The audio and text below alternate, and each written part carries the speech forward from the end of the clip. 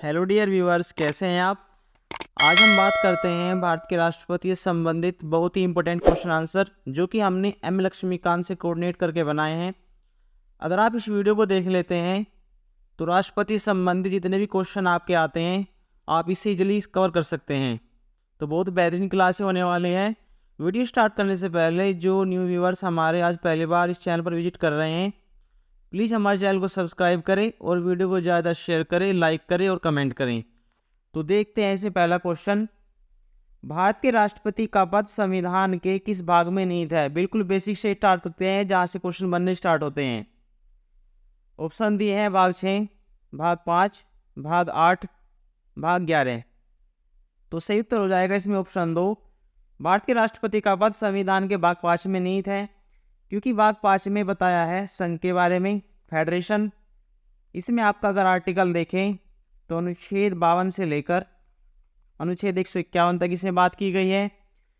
बात करते हैं पहले ऑप्शन, इसमें आपको राज्य के बारे में बताया गया है, राज्य कार्यपालिका संबंधी अनुच्छेद, जिसमें आपका होना चाहिए अनुच्छेद 152 से अनुच्छेद 237। अब बात करते हैं भाग 8 की, जो कि आपका संघ राज्य क्षेत्र के बारे में बताया गया है, संघ राज्य क्षेत्र। इसमें आपका दिया गया है अनुच्छेद 243 से 243 ओ तक, राइट। अब बात करते हैं भाग 11 की, जिसमें आपको बताया है संघ राज्य क्षेत्र के बीच संबंध, संघ राज्य क्षेत्र के बीच संबंध। इसमें आपको दिया गया आर्टिकल 245 से 263। तो बहुत ही इंपॉर्टेंट क्लास होने वाली है। प्लीज़ वीडियो को ज़्यादा शेयर करें, लाइक करें और कमेंट करें। देखते हैं अगला क्वेश्चन, संघीय कार्यपालिका की शक्ति किस में निहित होती है। प्रधानमंत्री, राष्ट्रपति, संसद, केंद्रीय सचिवालय। तो सही उत्तर हो जाएगा संघीय कार्यपालिका की शक्ति राष्ट्रपति में निहित होती है। आप इसको ऐसे समझ सकते हैं, राष्ट्र में जितने भी कार्य किए जाते हैं वो राष्ट्रपति के नाम से किए जाते हैं। जैसे ही कोई कानून बन रहा है तो कानून पे अंतिम रूप से हस्ताक्षर राष्ट्रपति के होते हैं, तभी वह एक कानून बनता है। तो कार्यपालिका की शक्ति किस में निहित होती है, राष्ट्रपति में। अगर बात करते हैं ये संविधान किस अनुच्छेद में दिया गया है, तो आर्टिकल 53 का सेक्शन 1, राइट। अब देखते हैं आगे, संसदीय प्रणाली में कार्यपालिका का औपचारिक प्रमुख कौन होता है। प्रधानमंत्री, राष्ट्रपति, संसद, केंद्रीय सचिवालय। तो सही उत्तर हो जाएगा इसमें ऑप्शन 2। संसदीय प्रणाली में अगर आप बात करें तो कार्यपालिका का औपचारिक प्रमुख राष्ट्रपति होता है। ये बात भी बताई गई है अनुच्छेद 53 के सेक्शन 1 में, ठीक है। देखते हैं आगे क्वेश्चन, संसदीय प्रणाली में कार्यपालिका का वास्तविक प्रमुख कौन होता है। औपचारिक प्रमुख तो राष्ट्रपति होता है। अब बात करते हैं वास्तविक प्रमुख, राष्ट्रपति, प्रधानमंत्री, मुख्य सचिव, संसद। तो सही उत्तर हो जाएगा ऑप्शन 2, प्रधानमंत्री। आप इसको ऐसे समझ सकते हैं कि जो असली पावर होती है प्रधानमंत्री के हाथ में होती है। कार्यपालिका का अगर वास्तविक प्रमुख की बात करें, जिसमें आपकी लोकसभा आती है, तो बस वास्तविक प्रमुख कौन होता है, प्रधानमंत्री। देख लेते हैं आगे, मंत्रिपरिषद का प्रमुख कौन होता है। लोकसभा अध्यक्ष, राज्यसभा सभापति, प्रधानमंत्री और राष्ट्रपति। तो सही उत्तर हो जाएगा मंत्रिपरिषद का प्रमुख प्रधानमंत्री होता है। अगर आपसे क्वेश्चन में ये आ जाए कि मंत्रिपरिषद का अध्यक्ष कौन होता है, तो मंत्रिपरिषद का अध्यक्ष ही प्रधानमंत्री ही होता है, राइट। देख लेते हैं आगे, संपूर्ण मंत्रिपरिषद किसके प्रति उत्तरदायी होती है। राज्यसभा, लोकसभा, प्रधानमंत्री, राष्ट्रपति। तो सही उत्तर हो जाएगा लोकसभा के प्रति होती है संपूर्ण मंत्रिपरिषद, जो कि लोकसभा के प्रति उत्तरदायी होती है, जो कि निचला सदन होता है भारत का। देखते हैं सभी क्वेश्चन वेरी वेरी इंपॉर्टेंट आपके एग्जाम्स के लिए। आप वीडियो को पूरा देखें। अगर आप ये वीडियो अच्छी पूरी देख लेते हैं तो राष्ट्रपति से कोई भी क्वेश्चन आपका नहीं बचेगा। आगे देखते हैं, निम्न में से कौन सा संसदीय शासन व्यवस्था का गुण नहीं है। ऑप्शन दिए हैं, विधायिका एवं कार्यपालिका के बीच सामंजस्य, व्यापक प्रतिनिधित्व, निरंकुशता पर रोक और स्थायी सरकार। तो सबसे पहले गुणों की बात करते हैं। पहले ऑप्शन में विधायिका एवं कार्यपालिका के बीच सामंजस्य, ये बिल्कुल एक संसदीय शासन प्रणाली का एक गुण है ये। दूसरे ऑप्शन की बात करते हैं, व्यापक प्रतिनिधित्व। तो व्यापक प्रतिनिधित्व होता है, हर एक प्रतिनिधि का एक अलग स्थायित्व होता है, और निरंकुशता पर रोक, ये बिल्कुल सही गुण है शासनीय व्यवस्था का। बात करते हैं चौथे ऑप्शन की, स्थायी सरकार। स्थायी सरकार ये नहीं होता, क्योंकि अस्थायी सरकार होती है, बीच में विघटित भी हो सकती है, और 5 साल के बाद तो 5 ईयर्स के बाद तो बदलनी ही तय हो जाती है, ठीक है, और बीच में भी विघटित हो सकती है, तो एक स्थायी सरकार नहीं है, तो ये गुण नहीं है शासनीय व्यवस्था का। दूसरे में आप इसको इस तरह भी समझ सकते हैं कि विधायिका और कार्यपालिका में एक दूसरे संबंध होता है, अगर एक को हटाते तो दूसरी नाकाम हो जाती है। दूसरा, एक व्यापक प्रतिनिधित्व, हर एक संसद सदस्य का एक अलग प्रतिनिधित्व होता है, जैसे वित्त मंत्रालय होगा, आपका गृह मंत्रालय अलग होगा, तो अपने एक अलग प्रतिनिधि का एक अलग प्रतिनिधित्व इसमें होता है। दूसरा, निरंकुशता पर रोक, मूल अधिकारों में बताया गया है, मूल अधिकारों में सरकार पर अंकुश लगाने के लिए कुछ अधिकार दिए गए हैं, तो निरंकुश जो सरकार का प्रमुख होगा वो एक निरंकुश तौर पर शासन नहीं चला सकता, अपनी मनमानी नहीं कर सकता, तो ये भी इसमें बात की गई है, ठीक है। उम्मीद है क्वेश्चन आपको क्लियर हो गया होगा। अब देखते हैं इसमें आगे, निम्न में से कौन सा संसदीय शासन व्यवस्था का दोष नहीं है। दोष की बात हम कर रहे हैं, तो सबसे पहले देखते हैं पहला ऑप्शन, शक्तियों के विभाजन के विरुद्ध, नीतियों की निश्चितता नहीं है, अकुशल व्यक्तियों द्वारा सरकार का संचालन, स्थायी सरकार। तो सही उत्तर हो जाएगा इसमें ऑप्शन 4, संसदीय शासन व्यवस्था का दोष है शक्तियों के विभाजन के विरुद्ध, नीतियों की निश्चितता नहीं, और अकुशल व्यक्तियों सरकार में संचालन। तो आप इसको इस तरीके से समझ सकते हैं कि अगर अकुशल व्यक्ति सरकार में आ जाएंगे तो एक संसदीय शासन व्यवस्था का एक दोष हो जाएगा, वो नीति अच्छी नहीं बना पाएंगे। दूसरा, नीतियों की निश्चितता, नीतियों की इसमें अगर निश्चितता नहीं होती, नीतियों की निश्चितता मतलब अगर आपको काफ़ी लंबी अगर नीतियाँ चलाएंगे तो शासन व्यवस्था और मजबूत होगा, तो एक ये दोष है इसमें। दूसरा, शक्तियों के विभाजन के विरुद्ध, शक्तियों का बंटवारा अगर हो रखा है तो उसके विरुद्ध भी एक दोष है, ठीक है। अब देखते हैं आगे, निम्न में से कौन सा संसदीय शासन व्यवस्था की विशेषताएं नहीं है। दोहरी सदस्यता, बहुमत दल का शासन, दोहरी कार्यपालिका, और राष्ट्रपति का नेतृत्व। तो इसमें आपका सही उत्तर हो जाएगा ऑप्शन 4, क्योंकि यहाँ पे राष्ट्रपति का नेतृत्व नहीं आएगा, यहाँ पे प्रधानमंत्री का नेतृत्व आ जाएगा, ठीक है। और ये सभी संसदीय शासन व्यवस्था की विशेषताएं दी गई है, ठीक है। तो विशेषता कौन सी नहीं है, ऑप्शन 4। जैसे दोहरी सदस्यता की बात करें तो एक तो विशेषता हो गई, दोहरी सदस्यता का मतलब लोकसभा सदस्यता हो गई, फिर विधानसभा में सदस्यता लेनी पड़ती है। दूसरा, बहुमत दल के आधार पर शासन, लोकसभा में अगर आप देख लें तो फास्ट एंड पोस्ट जो सिस्टम प्रणाली है उसके आधार पर जो सबसे ज़्यादा वोट पाता है वो विजयी घोषित होता है। दूसरा, दोहरी कार्यपालिका, केंद्र में कार्यपालिका अलग चलती है, राज्य में अलग चलती है, ठीक है। तो उम्मीद है ये क्वेश्चन आप क्लियर रहा होगा। अब देखते हैं आगे, भारत के राष्ट्रपति की संवैधानिक स्थिति ब्रिटेन के सम्राट के समान है, यह कथन किसका है। ये क्वेश्चन बहुत बार एग्जाम में आया हुआ है, तो वेरी वेरी इंपॉर्टेंट है ये, कि भारत के राष्ट्रपति की जो संवैधानिक स्थिति है वो ब्रिटेन के सम्राट के समान है। ऑप्शन दिए हैं पंडित जवाहरलाल नेहरू, डॉक्टर अंबेडकर, NK सिंह, सुरेंद्र नाथ बनर्जी। तो सही उत्तर हो जाएगा इसमें ऑप्शन 2। ये कथन है डॉक्टर अंबेडकर साहब का, उन्होंने ही कहा है कि भारत के राष्ट्रपति की जो संवैधानिक स्थिति है वो ब्रिटेन के सम्राट के समान है। देखते हैं आगे, क्लास इतनी अच्छी हो रही है, प्लीज वीडियो को आप ज़्यादा शेयर करें, लाइक करें और कमेंट करें। संसदीय प्रणाली को निम्न में से किस नाम से नहीं पुकारा जाता है। ऑप्शन दिए हैं कैबिनेट सरकार, उत्तरदायी सरकार, सरकार की वेस्टमिंस्टर मॉडल, और स्थायी सरकार। तो कैबिनेट सरकार के नाम से पुकारा जाता है, उत्तरदायी सरकार के नाम से पुकारा जाता है, सरकार की वेस्टमिंस्टर मॉडल के आधार पर भी पुकारा जाता है।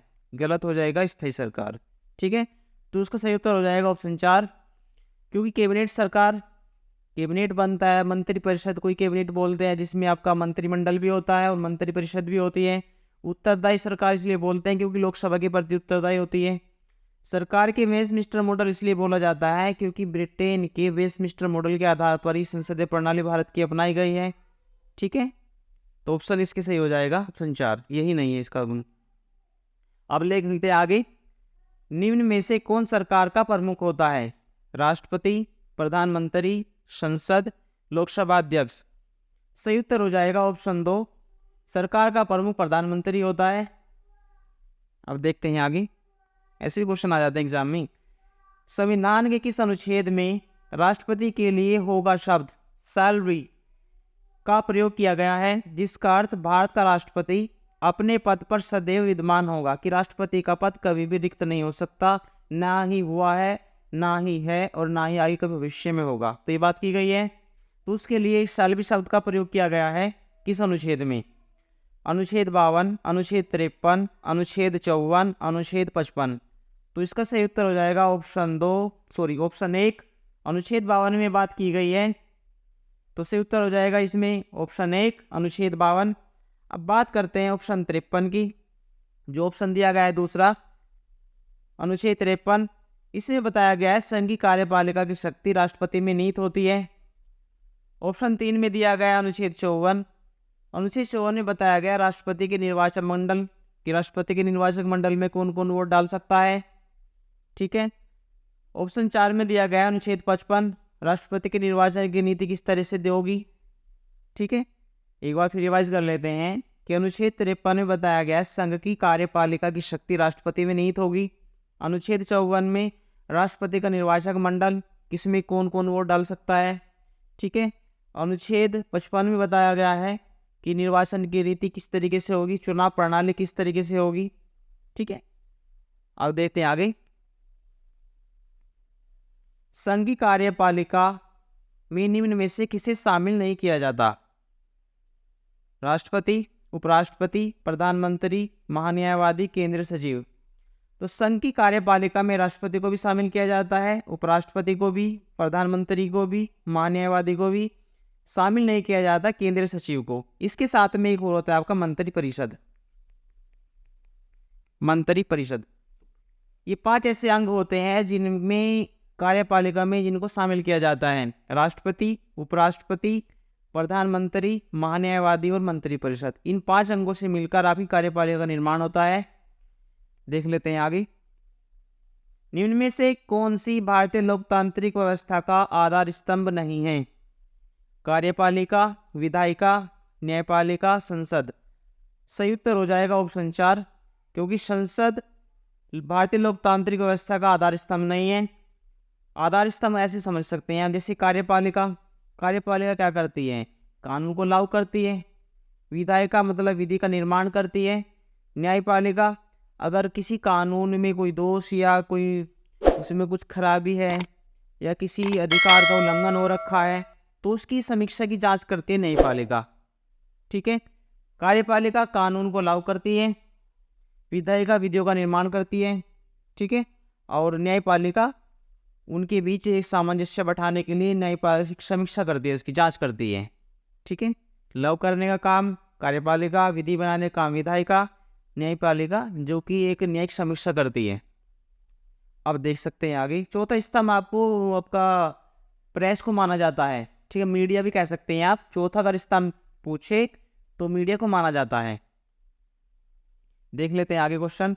निम्न में से किसे राष्ट्रपति चुनाव में मतदान करने की अनुमति नहीं है? लोकसभा के मनोनीत सदस्य, राज्यसभा के मनोनीत सदस्य, राज्य विधानसभा के मनोनीत सदस्य, विधानसभा के निर्वाचित सदस्य। लोकसभा, अब देखते हैं सही उत्तर हो जाएगा इसमें ऑप्शन 4, क्योंकि विधानसभा के निर्वाचित सदस्यों को राष्ट्रपति के चुनाव में मतदान करने की अनुमति नहीं होती। ठीक है, इससे अब पूछा गया है कि किसे अनुमति नहीं है। यहाँ पे एक अभी क्वेश्चन में एक बार थोड़ा मिस्टेक हो गई तो उसको आप चेक कर लेते हैं एक बार। इसमें आपका आ जाएगा निम्न में से किसे राष्ट्रपति के चुनाव में मतदान करने की अनुमति है। इसको आप कट करें। ठीक है, अनुमति है तो लोकसभा के मनोनीत सदस्य, राज्यसभा के मनोनीत सदस्य, विधानसभा के मनोनीत सदस्य और विधानसभा के निर्वाचित सदस्य। तो सही उत्तर हो जाएगा ऑप्शन 4, विधानसभा के निर्वाचित सदस्यों को ही राष्ट्रपति चुनाव में मतदान करने की अनुमति होती है। तो इसके ऑप्शन हो जाएगा सही, ऑप्शन 4। देखते हैं आगे।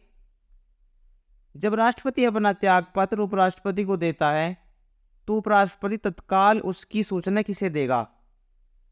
राज्यसभा उपसभापति, लोकसभा अध्यक्ष, केंद्रीय सचिव, प्रधानमंत्री। तो इसका सही उत्तर हो जाएगा ऑप्शन 2। जब राष्ट्रपति अपना त्यागपत्र देता है, हस्तलिखित त्यागपत्र देता है, तो उपराष्ट्रपति किसको देगा त्यागपत्र? उपराष्ट्रपति को।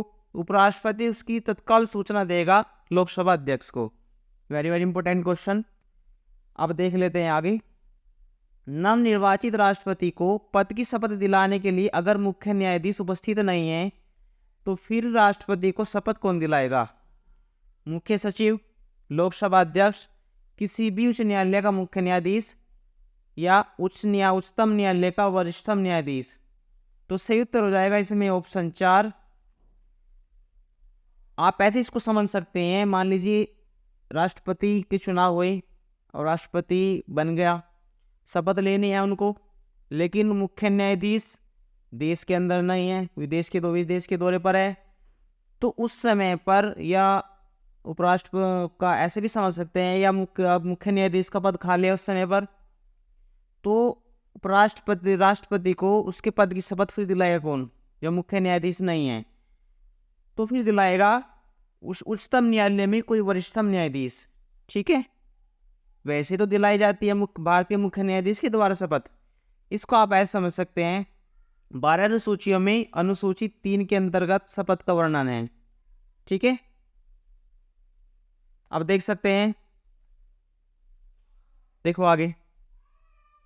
वैसे अगर आर्टिकल में देखें तो आर्टिकल 60 में भी राष्ट्रपति को शपथ के बारे में बताया गया है कि राष्ट्रपति की शपथ आर्टिकल 60 में 60। ठीक है, उम्मीद है क्वेश्चन क्लियर रहा होगा। आप इसको सीधे सीधे समझ सकते हैं कि अगर राष्ट्रपति भारत का मुख्य न्यायाधीश देश में नहीं है या उपराष्ट्रपति आपका मुख्य न्यायाधीश का पद खाली है, तो फिर शपथ कौन दिलाएगा राष्ट्रपति को? तो उच्चतम न्यायालय में जो भी वरिष्ठतम न्यायाधीश होगा वो शपथ दिलाएगा। ठीक है, और इसके बारे में बताया गया अनुच्छेद 60 में भी और अनुसूची 3 में भी। ठीक है, अब देखते हैं आगे। निम्न में से कौन राष्ट्रपति के प्रसाद पर्यंत पद धारण नहीं करता? राज्यों के संघ के मंत्री, राज्यों के राज्यपाल, भारत के महान्यायवादी, नियंत्रक महालेखा परीक्षक। ठीक है, तो सही उत्तर हो जाएगा इसमें ऑप्शन 4। नियंत्रक महालेखा परीक्षक राष्ट्रपति के प्रसाद पर्यंत अपना पद धारण नहीं करता है। कौन करते हैं? संघ के मंत्री भी करते हैं, राज्यों के राज्यपाल भी करते हैं और महान्यायवादी भी करते हैं। तो 3 ऐसे पद होते हैं जो राष्ट्रपति की इच्छा अनुसार पद धारण करते हैं। ठीक है, अब देखते हैं आज का अंतिम क्वेश्चन। राष्ट्रपति पर महाभियोग चलाने के लिए राष्ट्रपति को कितने दिन पहले उसकी सूचना देनी चाहिए? 15 दिन, 8 दिन, 14 दिन, 10 दिन। सही उत्तर हो जाएगा ऑप्शन 3। 14 दिन पहले राष्ट्रपति को उसकी सूचना देनी चाहिए। बात करते हैं महाभियोग, तो इसके बारे में बताया गया है अनुच्छेद 61 में। अगर आपको ये वीडियो अच्छी लगी है तो वीडियो को आप ज़्यादा शेयर करें, लाइक करें, कमेंट करें। मिलते हैं नेक्स्ट वीडियो में। Thank you.